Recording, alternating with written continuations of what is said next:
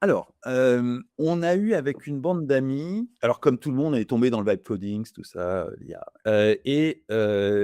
on s'est dit que, pour comprendre un peu mieux ce qui se passait dans notre univers informationnel, il serait, malin, d'analyser tout ça, de façon à comprendre comment se confrontent, les idées à travers différents médias. On avait beaucoup d'itérations, et à un moment, on est tombé assez rapidement, en fait, sur, la problématique qui consistait à, classer les médias dans un camp politique. Gauche, droite, centre, extrême gauche, extrême droite et très rapidement, on s'est heurté à d'abord à, des visions différentes au sein de l'équipe et puis, une vision très caricaturale des choses.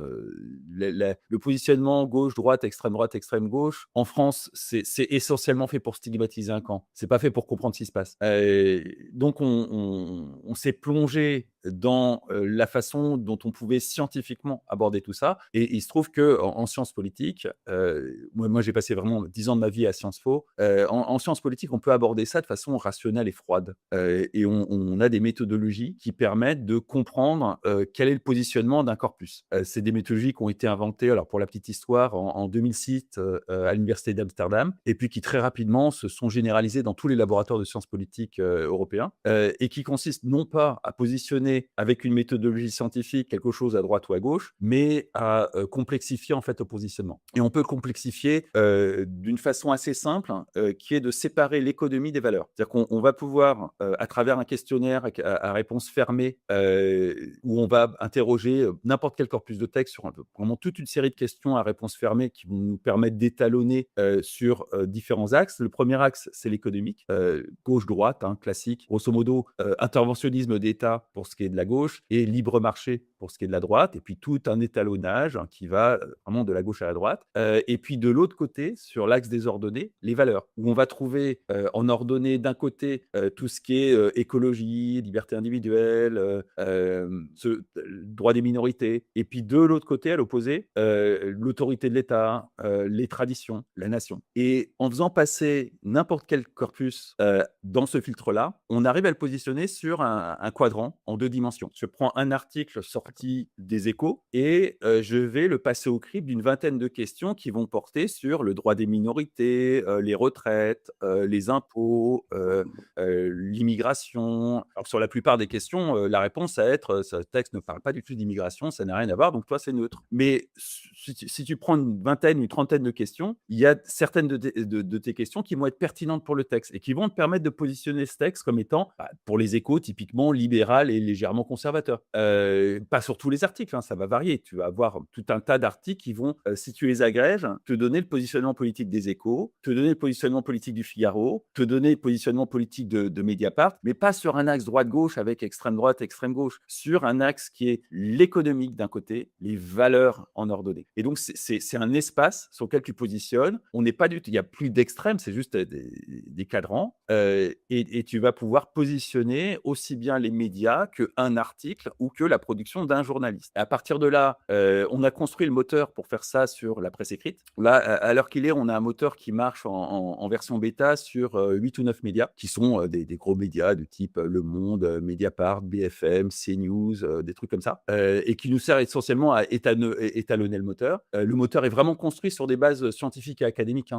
On n'a rien inventé du tout. On a vraiment industrialisé des trucs qui se pratiquent dans tous les laboratoires de sciences politiques, d'Europe, typiquement à la veille des élections où, Légus, rassemble tous les doctorants et puis passe au crible d'un questionnaire à questions fermées, des tonnes de corpus issus des programmes politiques et c'est très pénible parce que c'est vraiment des dizaines de doctorants qui vont passer des jours et des jours et des jours à éplucher un programme et dire: «OK, bon, tel programme, il est indexé à 0,75 sur l'axe des abscisses et à 0,50 sur l'axe des ordonnées parce qu'il y a tel morceau de texte qui me permet d'affirmer qu'il est pour les retraites. Il y a tel autre morceau de texte qui me permet d'affirmer que, il est pour, tel ou tel truc et ça va me permettre de l'indexer». Le problème, c'est que c'est très, très, très consommateur en ressources humaines, mais dans les laboratoires de sciences politiques, c'est les doctorants et c'est gratuit, donc c'est pas un souci. C'est juste que c'est impensable de faire ça en temps réel sur tout et n'importe quoi. Mais avec l'intelligence, artificielle agentique, il y a pas de problème. Enfin, il y a problème, c'est pas simple, mais c'est faisable avec de l'intelligence artificielle agentique. Surtout si on fait tourner ses propres IA sur ses propres serveurs et qu'on peut paramétrer l'IA de façon typiquement alors pour ceux qui comprennent un peu l'IA, pour régler la température à zéro de façon à ce qu'elle soit absolument pas créative et qu'elle ne fasse quasiment aucune hallucination. Et comme l'IA, on est un peu dans des questions fermées, c'est un peu comme ces IA quand tu lui demandes de répondre par oui ou par non, mais pas par autre chose. C'est un peu cette logique-là. Mmh. Tu réduis à zéro sa créativité, tu l'obliges à prendre ses sources dans l'article que tu lui donnes à analyser et pas ailleurs. Et dans ces conditions-là, tu obtiens systématiquement le résultat. Il n'y a plus de problème d'hallucination. Et donc, on a construit une technologie qui, dans un premier temps, récupère un texte qui est, dans un premier temps, un article de presse, l'indexe sur deux axes, valeur et économique, de façon à le positionner politiquement, et ensuite récupère tout un tas de métadonnées, l'auteur, le média dans lequel c'est publié, la date de publication, etc., etc. Fait aussi des projections vectorielles sémantiques de façon à pouvoir le rapprocher d'autres articles qui parlent de la même chose. Et à partir de là, file la data à de l'algorithmie à la papa, déterministe, des maths, et des maths qui sont issus des sciences de l'information pour l'essentiel, aussi des sciences économiques, tiens, ça va vous amuser. On utilise des trucs qui sont vraiment mais connus comme le blanc dans les sciences de l'information, comme typiquement l'entropie de Shannon, qui, à partir de là, permettent de comprendre ce qui se passe dans le monde des idées et la façon dont ça se confronte. Ou l'indice Achashi, vous avez peut-être entendu parler de ça, c'est ce qu'utilisent des économistes pour déterminer des situations de monopole dans des marchés. Là encore, c'est utilisé depuis la nuit des temps, peut-être pas, mais depuis des décennies en économie, et ça sert aux économistes à repérer quand une situation devient monopolistique dans un marché. Là, on l'utilise en sciences de l'information pour voir le moment où une information, un sujet d'actualité, va prendre une place disproportionnée dans le flux d'actualité que déversent les médias dans le monde au jour le jour. Typiquement, en ce moment, ça serait l'affaire Liana. On ne parle que de ça, on peut tous le voir. Nous, on peut le mesurer scientifiquement, mais vraiment scientifiquement à la décimale près. On peut aussi identifier des phénomènes, typiquement, alors on utilise la métaphore de la météo, parce que ça nous permet d'imager tout un tas de choses. D'ailleurs, le service s'appelle Média Météo, média avec un Média météo. et très concrètement, ça nous permet, par exemple, d'identifier qu'on a deux camps idéologiques qui parlent d'un même sujet, mais qui essayent chacun d'imposer leur narratif. Alors, on arrive parfaitement, mathématiquement, à identifier que deux camps qui sont positionnés de façon différente, avec leurs médias, donc chacun des camps, sur un même sujet, ont des narratifs radicalement différents. On ne comprend pas le narratif, c'est des maths, juste des maths. Mais malgré tout, on arrive à remonter Donc, l'information que sur ce sujet-là, il y a deux narratifs qui se font front, ou que sur ce sujet-là, il y a un camp qui parle d'un sujet et l'autre qui l'ignore parfaitement. Ou encore qu'un sujet prend une place disproportionnée. Alors typiquement, quand il y a deux narratifs qui s'affrontent, on appelle ça l'orage. Quand il y a un camp qui parle d'un sujet et l'autre qui l'ignore, on appelle ça le brouillard. Quand il y a un sujet qui inonde complètement l'actualité, comme l'affaire de pédophilie du moment, on appelle ça les averses. Et quand, par contre, et ça arrive, il y a un sujet qui fait l'unanimité dans le traitement, on appelle ça le beau temps. C'est une métaphore qui permet de traduire des mathématiques un peu compliquées, mais ça permet vraiment de suivre au jour le jour la confrontation des idées. Et à partir de là, on construit un agrégateur d'informations, un peu comme Google News, mais qui lui est beaucoup plus scientifique, au sens où la façon dont on classe l'information, c'est l'orage, l'averse, le brouillard, et les regroupements d'informations se font évidemment par sujet, c'est un agrégateur, mais essentiellement par typologie d'affrontement idéologique à travers les différents médias. Donc, dans un premier temps, on peut attaquer la presse écrite, et dans un second temps, on rajoutera encore des moteurs d'analyse, parce que typiquement, avant d'attaquer la radio, la télé ou les podcasts, il faut prendre en compte une autre dimension qu'en sciences de l'information, on appelle le STA, espace, temps et attitude. Grosso modo, ça consiste à analyser, toujours avec des moteurs sémantiques, le discours qu'on tient dans un podcast ou des émissions de radio. Est-ce qu'on est dans un rapport de nostalgie au passé? Est-ce qu'on est le nez dans le guidon dans le présent? Ou est-ce qu'on est dans une projection dans le futur? Est-ce qu'on est dans un espace très localisé, le terroir? Ou est-ce qu'on est dans une projection d'un espace supranational, l'Europe, le monde? Et tout ça va nous permettre aussi d'affiner ce positionnement dans du discours parlé. Et grâce à ce deuxième, on ne l'a pas implémenté encore celui-là, grâce à ce deuxième filtre, on va pouvoir positionner tous les médias audiovisuels, radio, télé, et puis à terme les podcasts. Et donc du coup, avoir un mapping complet de tout l'ensemble de l'écosystème médiatique, du moindre podcast politique jusqu'à TF1 en passant par Le Monde et Libération, et voir comment toutes ces idées se confrontent, comment il y a des guerres de narratifs qui ont lieu. Et on va proposer alors un portail qui permettra, sous la forme d'un agrégateur d'informations, de voir là où il y a de l'orage en ce moment, un plugin qui s'ajoutera à votre navigateur et qui va vous permettre d'avoir un peu à la façon du temps d'écran sur l'iPhone, à la fin de la semaine, un petit récap de ta consommation d'informations en disant, typiquement, ta consommation d'informations, en matière d'économie, elle était très orageuse cette semaine, mais par contre, en matière culturelle, Ouais. c'était le beau temps. Et puis Il faut pas que tu mettes ça sur mon navigateur, Fabrice, ça va allumer des lumières rouges partout, ça va appeler les non, non, non, autorités, hein. non, on fera les choses sérieusement, ça appellera pas les autorités et de toute façon, nous-mêmes, on sera Je pas au je courant de ce qui plaisante. se passera sur ton navigateur parce qu'on est quand même issus d'une culture où on rigole pas du tout avec la vie privée. Et puis Je enfin, plaisantais, ouais, mais comme tout ça est quand même toutes ces méthodologies-là, on les a prises au monde, académique, hein. On n'a absolument rien inventé. On a, industrialisé et permis de monter en charge des méthodologies académiques qui sont déjà établies depuis 20 ans. On va évidemment proposer une API, open, destinée au monde académique, ainsi qu'aux gens qui financeront un peu cette aventure, parce qu'on va faire un crowdfunding, et qui permettront, typiquement au laboratoire de France Politique alors d'aller piquer dans l'API et de faire tout un tas d'analyses sur tout un tas de choses, dont on n'a pas idée aujourd'hui, mais c'est vraiment l'idée, c'est faire de la science ouverte. On a passé 4 mois à construire le moteur, il est fine-tuné, l'interface n'est pas encore au point, il y a encore du travail sur l'interface, mais le moteur est vraiment au point.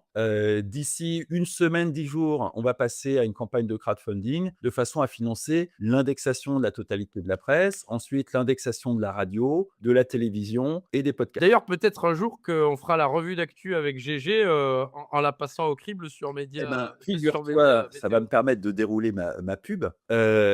Donc on a longtemps réfléchi à une campagne de crowdfunding. Une campagne de crowdfunding, tu files des choses en échange de. On en est arrivé de fil en aiguille à faire porter tout ça par une association qui est, loi 1901, non-profit et qui est un organisme de recherche indépendant. Ce qui, d'un point de vue législatif, est compliqué, hein, très compliqué parce qu'on vraiment la législation européenne, mais très clairement, on est totalement dans les clous d'un organisme de recherche indépendant, parfaitement dans les règles du DSA, de l'AI Act, du RGPD, tout ça. On les respecte à 100% et c'est même intégré dans le code. Donc, on est effectivement un truc qui est dédié au bien commun. Le code, tu t'en doutes, vu mon passif d'activiste, c'est un logiciel libre, c'est une licence AGPL 3. Et c'est porté par une société qui est, par une association qui est non-profit, avec de l'open data. Donc, on est totalement dans la définition d'un service public, mais totalement dans la définition d'un service public. On va filer nos data au monde scientifique, mais pour les gens qui vont contribuer au crowdfunding, selon les paliers de contribution, on a prévu un palier de contribution qui est destiné typiquement aux créateurs de contenu et aux enseignants, où vous aurez accès à un chatbot qui sera connecté aux data et qui permettra typiquement de dire voilà, quels sont les sujets que je pourrais trouver pour mon podcast. C'est quoi les sujets qui ont été complètement blacklistés par un camp politique cette semaine, ou pour un prof qui veut faire de l'éducation aux médias, qui va pouvoir trouver son plan de cours et ses idées pour son cours en fonction de l'actualité du moment. Donc, on a prévu ce truc-là. Ça fait partie si mes souvenirs sont bons, c'est un palier à 75 euros. Et à partir de ce palier-là, tu auras accès à ce chatbot. Mais dès les premiers paliers, tu auras accès à un autre chatbot qui te permet de faire un audit du projet. Alors, grosso modo, c'est un truc qui est plugué sur le répertoire GitHub. C'est pas sur GitHub, mais c'est l'équivalent d'un répertoire GitHub, et qui te permet d'interroger aussi bien l'état du projet, ses états d'avancement, que d'auditer les datas pour, si tu veux auditer les datas, tout est auditable. Tout est open Et source? tout est open source. Tout est logiciel libre. C'est plus vicieux que l'open source. C'est beaucoup plus solide que l'open source, le logiciel libre. C'est beaucoup plus sérieux. C'est le max. Le logiciel libre, c'est un projet politique, c'est un bien commun. Donc, tu construis un bien commun, c'est pas une propriété privée. Alors que l'open source, ça peut rester une propriété privée juste à accès au Mmh. code. Là, c'est vraiment un bien commun. C'est plus une propriété qui appartient à une entreprise ou à un individu, c'est vraiment un bien commun. Et par ailleurs, on a prévu une gouvernance ouverte. C'est-à-dire que si tu participes au crowdfunding, tu auras un droit de vote, typiquement pour décider des prochains médias indexés, parce qu'on en a il y a du boulot. Avant d'indexer tous les médias français, il y a vraiment du boulot. Donc, il va falloir les intégrer par groupe, et on va permettre à notre communauté de voter pour c'est quoi les prochains médias qu'on intègre à l'indexation. Il faut bien comprendre que c'est un truc qui est ciselé d'un point de vue juridique. Il y a un white paper qui fait 30 pages, rien que pour expliquer la façon dont la législation européenne est intégrée dans le code, les statuts de l'association qui portent ça. Un statut d'association, habituellement, ça fait 1 ou 2 pages. Ils font de mémoire 15 pages. Ils sont d'une complexité, j'ai jamais vu ça. Le règlement intérieur doit faire 20 pages. Tout ça pour assurer un collège scientifique, la gouvernance du collège scientifique, la primauté du collège scientifique dans les décisions scientifiques. Et tout ça qui est contraint par la législation européenne, hein. L'idée, c'est d'être à 110% dans les clous de la législation européenne, de façon à être vraiment un organisme de recherche, en plus, comme, comme un laboratoire d'une fac, d'une fac de sciences, mais indépendant, pour faire en sorte que tout soit totalement calé dans l'optique d'en faire un bien public, quelque chose qui ne peut pas tomber dans les mains du privé et quelque chose qui soit un bien commun pour tout le monde et quelque chose qui apporte de la transparence sur ce qu'on appelle le pluralisme dans les médias.